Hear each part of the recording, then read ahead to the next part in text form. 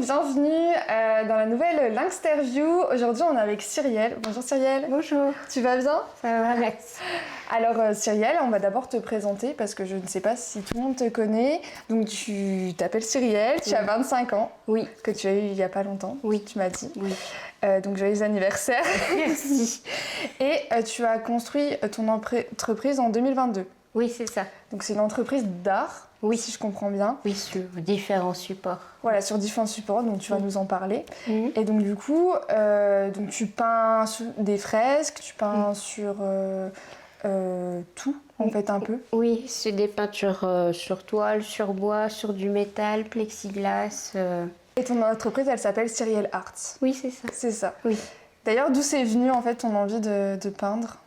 Ça a toujours été depuis que j'étais petite, mais j'ai toujours eu cette envie de peindre sur un peu de tout. Mais c'était la seule façon pour moi de me couper du monde et aussi de me vider l'esprit et de me sentir bien. Et ta famille, elle est dans l'art ou pas du tout? Pas du tout. Pas du tout. Il y a plus un de mes grands frères qui fait plus les explications, qui travaille avec le patrimoine. Ouais. Guide conférencier. Voilà, quelque chose, oui, dans les musées. Voilà, c'est ça. Avec l'office du tourisme, voilà. Ok. Et c'est plus la parlotte, mais il ne fait pas d'art comme moi, non. Je suis la seule dans ma famille à faire de l'art manuel. T'es jeune, par quoi t'as commencé? Sur des ton parcours en fait? Alors, au tout début, quand j'étais jeune, ma mère m'a dit que quand j'étais très petite, je commençais à faire sur des poupées Barbie. D'accord. Tu les maquillais? Non, je les gribouillais. Tu les gribouillais. C'est un bon début.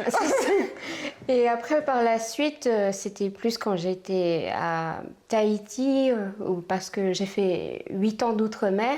D'accord. Et vu que mon père est gendarme, du coup...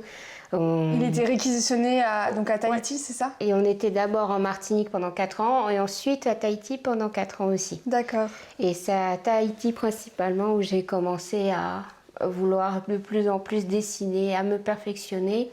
Et pourquoi en fait? Il y a eu un élément déclencheur ou pas du tout quand tu étais là-bas? Parce que j'avais du mal à communiquer avec les autres et vu que j'avais du mal à communiquer avec eux, et je me réfugiais dans les dessins. Et quand tu dis communiquer, c'est que tu n'arrivais pas à t'exprimer? Non, j'arrivais pas du tout à m'exprimer avec les autres, du coup... Tu bégayais ou tu n'arrivais pas à aller te faire des amis? J'arrivais pas à me faire des amis et puis pour moi, j'avais très peu d'amis, mais il fallait... J'avais beaucoup de mal à me présenter ou à être comme les autres en fait. J'avais du mal à communiquer avec les autres et les gens faisaient des suppositions et qui n'étaient pas fausses. C'est juste j'avais juste du mal à communiquer avec les autres. Mais tu as fait ta scolarité une partie à Tahiti du coup? C'est ça, principal. J'avais fait si je me rappelle bien, CE1 ou CE2 et après jusqu'à la 6e. Et après, je suis retournée en France où j'ai continué mon collège de 5e à de la 5e à Vesoul. Et ensuite, je suis allée à Dampierre-sur-Salon pour faire la 4e et la 3e. Oui, parce que du coup, tu es auxonnoise. Oui, et aujourd'hui, tu habites à Vannes, enfin c'est ça? C'est ça, oui. C'est ça, oui. Vers Ré-sur-Saône. Oui, c'est ça, oui. Pas confondre avec l'autre Vanne qui est en Bretagne. Voilà, c'est ça. Parce qu'il y en a souvent qui mettent le S à la fin de Vanne. Moi, quand je suis allée à ton inauguration, ils m'ont dit 8 heures de route. Oui, je me suis dit, je vais pas aller en Bretagne. Pour ça, je dis toujours enlever le S à la fin, voilà. Ok. Mais ça m'a bien fait rire sur le coup, mais... Oui. Je ne suis pas allée en Bretagne, je suis arrivée à bonne destination. Ça va, alors. Et on s'est retrouvés du coup à la dernière inauguration qui était une fresque, donc dans ton village. Réalisée par Cyrielle, une jeune habitante de notre village, bien connue pour ses dons artistiques et dont nous pouvons être fiers. C'est vraiment le village de mon enfance. Ouais. Avant de partir dans les îles, j'ai vécu à Vannes. Ah oui, t'étais avant. Voilà, c'est ça. Et ça m'a fait toute chose, surtout qu'avec mon entreprise, j'ai pu faire des fresques dans mon village d'enfance. Ça m'a fait très très plaisir de pouvoir réaliser toutes ces fresques pour ma commune. Parce que pour moi, cette commune, elle a besoin d'être mise en valeur. Et aussi, excusez-moi, je suis un peu... Non, je suis vraiment très très contente d'avoir fait ces fresques parce que pour moi, c'est ma commune où j'ai vécu la partie de mon enfance avec ma famille. Et Un vrai. oui. Reviens de Tahiti et tu as envie de te lancer dedans, enfin de travailler, de gagner ta vie avec l'art que tu fais. Quand j'étais arrivée en France, au début, je ne savais pas trop ce que je voulais parce que d'abord, je voulais absolument trouver quelque chose au milieu de l'art. Et à la fin de ma scolarité du collège, j'ai trouvé un lycée d'art sur céramique à Longchamp. Et ça n'avait rien à voir avec les fresques, mais au moins c'était dans l'art et je voulais absolument connaître tout dans le milieu de l'art. Et j'ai beaucoup aimé ma scolarité à Longchamp et ça a duré 4 ans. Donc c'était un lycée? Oui, c'est ça, un lycée d'art sur céramique qui se trouve pas très loin de Dijon, mais c'est dans la campagne. D'accord. En fait, voilà, et il n'y a pas beaucoup d'élèves.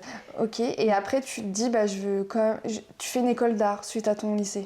Voilà, voilà, je fais l'école d'art. J'ai eu mon diplôme de option décoration sur céramique de CAP et ensuite mon BMA, mon diplôme de brevet des métiers d'art.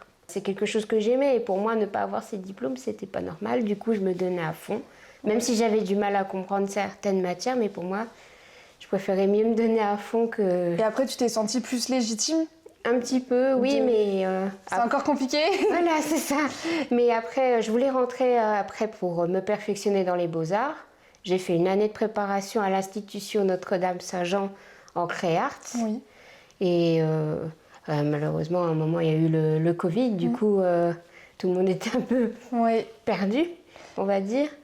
Et les entrées d'admission aux Beaux-Arts étaient un peu complexes, je trouvais. Et puis, finalement, je n'ai pas été prise dans les Beaux-Arts. Non. T'as pas été prise dans les Beaux-Arts, donc tu as trouvé un autre secours qui est de construire ta micro-entreprise. Cyrielle Art. Non, c'était bien après parce que je cherchais d'abord du travail. D'accord. Et ensuite, c'est en faisant un stage au périscolaire de Vélexion que l'adjointe à la mairie de Vélexion m'a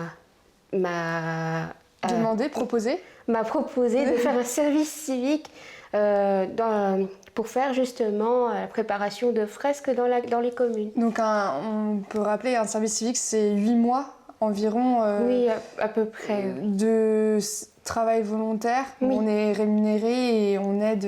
Oui, il y a un thème à notre travail. Et toi, c'était de faire une fresque? En fait, vu que ce que je faisais, c'était pas très courant, du coup, c'était vraiment en rapport en aide à la citoyenneté de la commune. Mais je me rappelle plus trop du titre, alors je ne veux pas trop dire de bêtises. Et vraiment, c'est à partir de ce service civique pour continuer à faire les fresques, parce que le service civique m'a permis de faire la préparation en fait des fresques, de découvrir l'histoire des communes, de chercher un sens pour savoir qu'est-ce qui pourrait aller comme thème dans les fontaines lavoirs, pour vraiment que tout soit cohérent en fait, pour pas qu'il y ait que des dessins qui soient mis au hasard comme ça, quoi. Oui, qu'il y avait un vrai travail de recherche, qu'il y ait une harmonie entre toutes tes fresques que tu feras à Vélexion. C'est ça. Et donc là, tu n'as toujours pas ton entreprise, ta micro-entreprise. Est-ce que tu as l'idée qui commence à émerger? Oui, il y avait l'idée qui commençait à émerger, c'est pour ça qu'il y a eu le contrat aidé. C'était pour justement la création de ma micro-entreprise et puis aussi pour essayer à rentrer dans une école d'art, parce que je voyais où était mon erreur et je voulais absolument retenter le coup.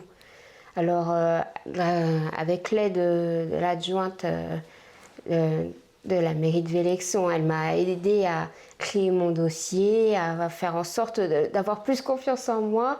Et avoir fait tout ça, ça m'a permis peu à peu à prendre confiance et à faire en sorte de plus communiquer avec les gens. Et ça m'a permis de voir à quel point c'est agréable de découvrir, par exemple, l'histoire de la commune à partir de ses habitants, de la communication en fait. Ouais. Du fait que quand on veut découvrir des choses, quand on a la motivation, quand les gens ils le voient, et ben, ils se disent c'est plus agréable de parler qu'une personne qui a envie qu'une personne qui n'a pas envie. Ces fresques là, elles représentaient quoi? Tu pourrais nous les décrire? Et ben, la première fontaine, et ben, j'ai voulu vraiment faire en sorte de chercher en fait de quelle figure importante a pu vivre Vélexon. Et puis j'ai appris qu'Antoine-Augustin Cournot avait fait du château sa résidence de campagne. À Vélexon? Oui. Ok. Et puis j'ai décidé de le représenter dans la fontaine Lavoir parce que juste au-dessus de la fontaine, et ben, sur une petite colline, et ben, il y avait le château de Vélexon. Et j'ai décidé de représenter le portrait d'Antoine-Augustin Cournot dans la fontaine. Et bien sûr, évidemment, à partir de 2 autres modèles, je me suis inspirée d'anciennes cartes postales qui montrent à la fois les rues de Vélexon et puis le château, le château, comment il était avant, voilà. Et donc tu l'as peint après? Voilà, c'est ça. Oui, voilà. Donc tu étais inspirée de l'histoire de Vélexon pour faire cette première fresque? Voilà, c'est ça. En fait, toutes les fresques s'inspiraient un peu, que ce soit l'histoire de Vélexon et celle de Cauterets, l'histoire un peu de Cauterets pour dire qu'est-ce qu'il y a aux alentours. Voilà. Ouais, et puis pour donner un peu de curiosité, se dire c'est quoi ce dessin et se renseigner par la suite. C'est ça, oui. Comme tu disais, une manière de communiquer. Voilà, c'est ça. Et puis, c'est ce que j'ai fait pour toutes les fontaines à Vélexon. Et puis, sur le mur de l'école de la mairie, j'ai décidé de représenter un peu l'histoire de l'école, à partir de faire le portrait de Charlemagne et ensuite le portrait de Jules Ferry. Et entre les 2 portraits, j'ai fait une ancienne salle de classe pour montrer un peu comment les deux, ça a pu se réunir. Les fresques, ça a commencé à partir de 2021 et ensuite à partir de 2022, et ben, avant la terminaison de mon contrat du contrat aidé en octobre, et ben, avant de faire la fresque de l'école, en août, et ben, avec, grâce à mes parents je dis son prénom, elle s'appelle Michel Malégol, c'est l'adjointe. Et ben, on a réussi à faire les démarches, à se renseigner où s'inscrire pour être officiellement micro-entrepreneur. Quand j'ai fait les frais, je me sentais bien et je me suis dit, et je voyais plein de personnes vouloir la même chose. Et je me suis dit, ben, pourquoi pas, autant essayer. Enfin, même pas qu'essayer, je veux faire, je sens que je me sens bien. Et grâce à l'aide de mes parents et leur soutien, et ben, on a fait les démarches à la Chambre des métiers d'art de Besançon. C'est là-bas où je me suis inscrite. Et au moment où j'ai dit le nom de mon entreprise, je me suis sentie valorisée, un petit peu valorisée, oui. Est-ce qu'aujourd'hui tu arrives à en vivre ou difficilement? Ça commence à se faire plus connaître et puis c'est avec le bouche à oreille que ça commence à...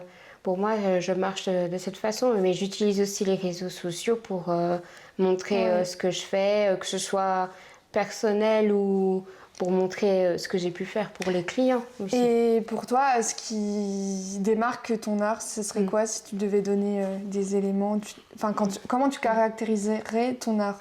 Ben, je dirais pour mon art, c'est vraiment avec avec la participation des clients, je dirais. Parce que pour moi, chaque client a son mot à dire, en fait. Et pour moi, c'est important qu'ils disent vraiment ce qu'ils veulent.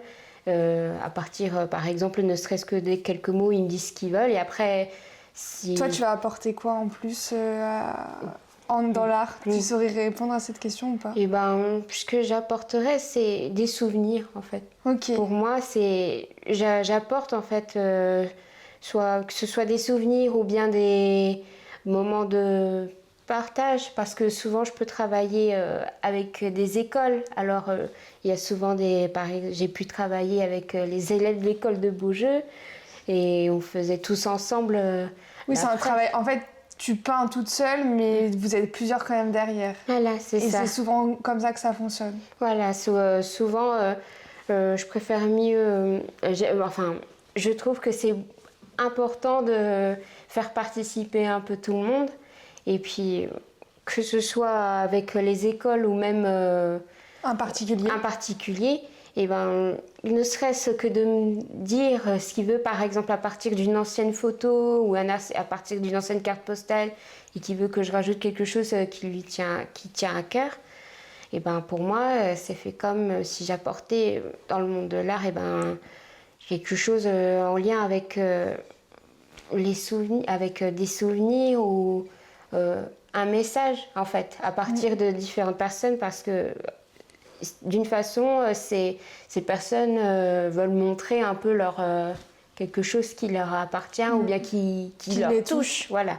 Je fais principalement avec de la peinture acrylique pour des tableaux et je fais avec des crayons de couleur, des fais feutres. des tableaux, des dessins. C'est ça, des dessins, des fresques, fresques sur aussi. mur. Voilà, c'est ça. Et puis aussi, je fais des idées de logos aussi. Ouais. Pour des personnes, si jamais ils ont des idées de logos et qu'ils ont envie de les mettre en valeur ou Tu vas venir les peindre ou les dessiner. Voilà, c'est ça.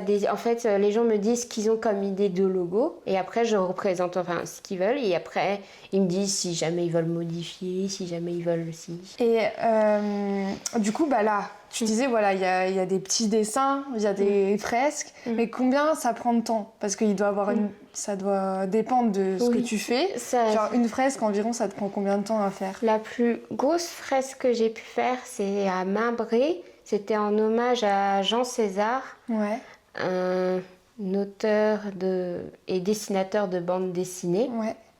Et il était très reconnu pour avoir fait Pif et Gadget. D'accord, oui. Ok. Et d'autres personnages célèbres.